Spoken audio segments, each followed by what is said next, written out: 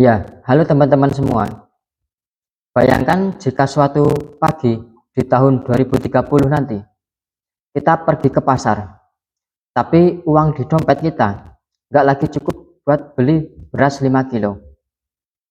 Ya, harga minyak goreng bisa sama dengan harga emas.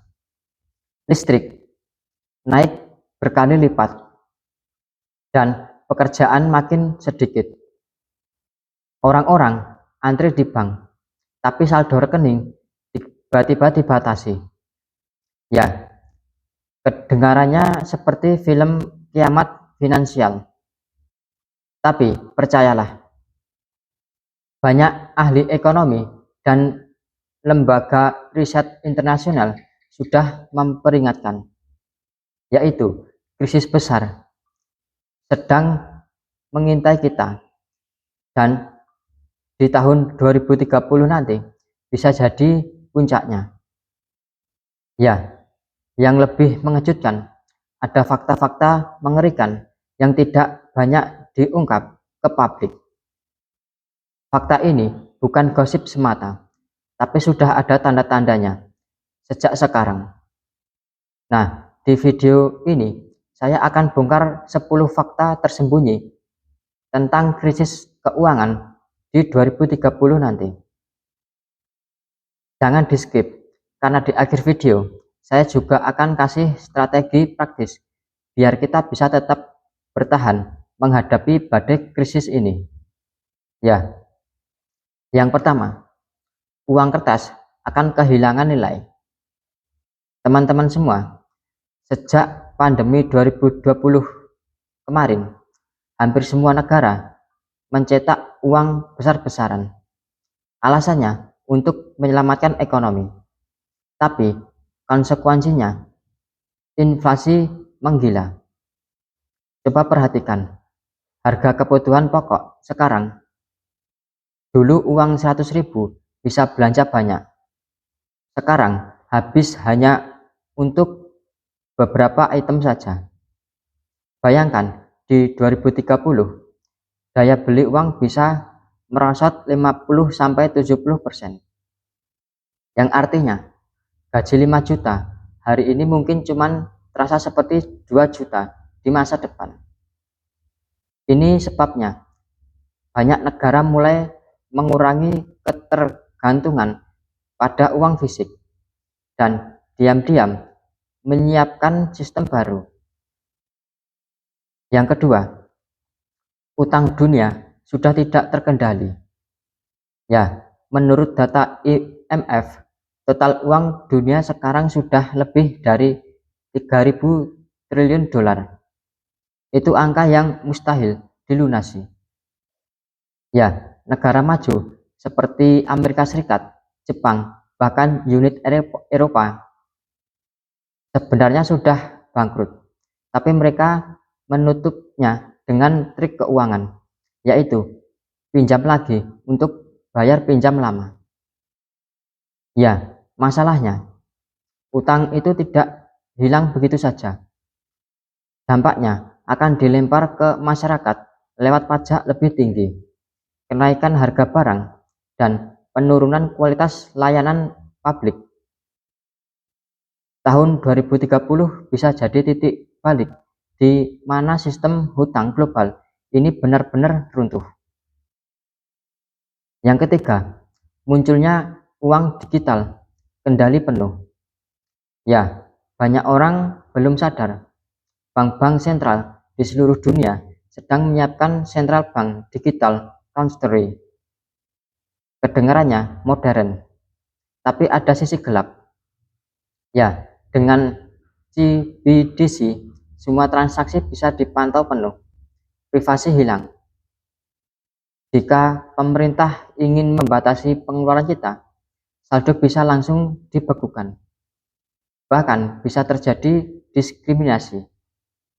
Ada jenis barang yang boleh dibeli, ada yang tidak boleh dibeli. Jadi, bayangkan, kita punya uang, tapi tidak sepenuhnya bebas memakainya. Itu seperti dompet kita punya kunci ganda, dan kuncinya dipegang oleh orang lain. Nomor 4, krisis energi dunia. Ya, ekonomi tidak bisa jalan tanpa energi, tapi cadangan minyak dan gas bumi makin menipis. Banyak laporan memprediksi tahun 2030 harga energi bisa melonjak tajam. Di Indonesia saja, kita sudah sering dengar isu kenaikan harga BBM. Itu baru sedikit. Bagaimana kalau harga energi dunia benar-benar naik 2-3 kali lipat? Ya, jika energi naik, biaya transportasi naik, biaya produksi naik. Ujung-ujungnya, harga barang kebutuhan pokok juga ikut melambung. Kemudian yang kelima, krisis pangan global. Ya, FAO memperingatkan jika pola pertanian tidak berubah, pada 2030 akan ada lebih dari 600 juta orang kelaparan. Krisis pangan dipicu oleh perubahan iklim, gagal panen, kenaikan harga pupuk, hingga ahli fungsi lahan pertanian jadi perumahan dan industri. Ya, di Indonesia saja, banyak sawah berubah jadi bangunan. Jika terus dibiarkan, bukan tidak mungkin beres. Cabai dan bawang merah harganya akan setara dengan impor. Kemudian yang keenam, pekerjaan manusia digantikan AI. Ya, artificial intelligence memang memudahkan hidup, tapi di sisi lain banyak pekerjaan manusia akan hilang. Di tahun 2030, pekerjaan seperti kasir, admin, call center, bahkan sebagian pekerjaan profesional bisa digantikan oleh AI. Artinya, jutaan orang bisa kehilangan penghasilan. Ya, contoh nyatanya sudah terlihat sekarang. Banyak perusahaan mengurangi pegawai, digantikan sistem otomatis. Bayangkan 5 tahun ke depan, tren ini makin masif. Kemudian yang ketujuh, krisis kepemilikan rumah. Ya, harga tanah dan rumah di kota-kota besar naik lebih cepat dari gaji kita. Generasi muda sekarang saja sudah kesulitan untuk beli rumah. Tahun 2030 diperkirakan harga rumah bisa 10 kali lipat dari penghasilan rata-rata kita. Yang artinya, banyak orang hanya bisa menyewa seumur hidup. Kondisi ini disebut sebagai generasi tanpa aset. Ya, kerja keras bertahun-tahun, tapi tetap tidak punya tempat tinggal sendiri. Yang kedelapan, oligarki menguasai kekayaan dunia. Ya, data Oxfam menunjukkan 1% orang terkaya menguasai lebih dari 50% kekayaan dunia. Dan kesenjangan ini semakin parah. Di 2030 nanti bisa jadi yang kaya makin super kaya, sementara mayoritas orang makin tertekan. Kelas menengah bisa hilang. Tinggal dua golongan, yaitu sangat kaya dan sangat miskin. Kemudian yang kesembilan, krisis kepercayaan pada sistem keuangan. Ya, banyak orang mulai kehilangan kepercayaan pada bank, pasar saham, bahkan pemerintah. Itu sebabnya tren kripto, emas, hingga baterai digital semakin populer. Ya, tahun 2030 mungkin akan terjadi riset finansial global, di mana sistem uang yang kita kenal sekarang diganti dengan sistem baru. Dampaknya, tabungan seumur hidup bisa hilang nilainya dalam semalam. Kemudian yang ke-10, agenda global yang disembunyikan. Ya, beberapa organisasi internasional punya ganda besar yang disebut Agenda 2030 atau The Great Reset. Katanya untuk keberlanjutan dan keadilan global. Tapi banyak yang khawatir. Agenda ini justru mengurangi kebebasan individu, terutama pada hal keuangan. Ya, bayangkan dunia di mana semua aspek kehidupan diatur. Apa yang boleh kita beli, berapa banyak yang bisa kita konsumsi, bahkan di mana kita bisa tinggal. Itu bukan lagi teori konspirasi, tapi kemungkinan yang sudah mulai terasa.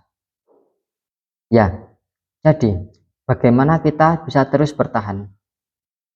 Teman-teman semua fakta tadi bukan untuk menakut-nakuti, tapi supaya kita lebih waspada dan siap. Lalu, apa yang bisa kita lakukan? Ya, cobalah hal ini. Nomor 1, belajar kelola keuangan dengan bijak. Jangan boros, biarkan hidup sederhana. Karena di era krisis yang selamat bukan yang punya penghasilan besar, tapi yang bisa mengatur pengeluaran. Nomor 2, diversifikasi aset. Ya, jangan simpan uang hanya di satu bentuk. Mulailah kenal dengan emas, tanah, atau investasi produktif. Jangan terlalu bergantung pada tabungan bank. Nomor 3, kembangkan keterampilan baru. Ya, jika AI menggantikan banyak pekerjaan, maka yang selamat adalah orang yang mau terus belajar skill baru, skill digital, skill komunikasi, atau skill praktis seperti bercocok tanam bisa jadi penolong. Nomor 4, cari sumber penghasilan tambahan. Ya, jangan hanya mengandalkan satu pekerjaan. Mulailah usaha kecil-kecilan, bisnis sampingan, atau pekerjaan freelance. Nomor 5, bangun komunitas. Ya, di masa krisis, bertahan sendirian itu semakin sulit. Tapi, jika kita punya jaringan teman, komunitas, dan saling tolong, hidup jadi lebih ringan. Ya, jadi teman-teman semua, itulah 10 fakta mengerikan tentang krisis keuangan di 2030 yang jarang diungkap ke publik. Kita tidak bisa menghindari badai krisis, tapi kita bisa mempersiapkan diri. Ingat, krisis bukan akhir dunia. Krisis adalah titik balik. Siapa yang siap, dia akan bertahan. Ya, jika kalian merasa video ini bermanfaat, jangan lupa like, share ke teman-teman, dan tulis pada kolom komentar apakah kalian percaya krisis 2030 akan benar-benar terjadi atau hanya teori konspirasi berkala. Dan tentu saja jangan lupa subscribe supaya kalian tidak ketinggalan konten super keuangan, motivasi, dan strategi bertahan hidup di era penuh ketidakpastian ini. Sampai jumpa di video berikutnya.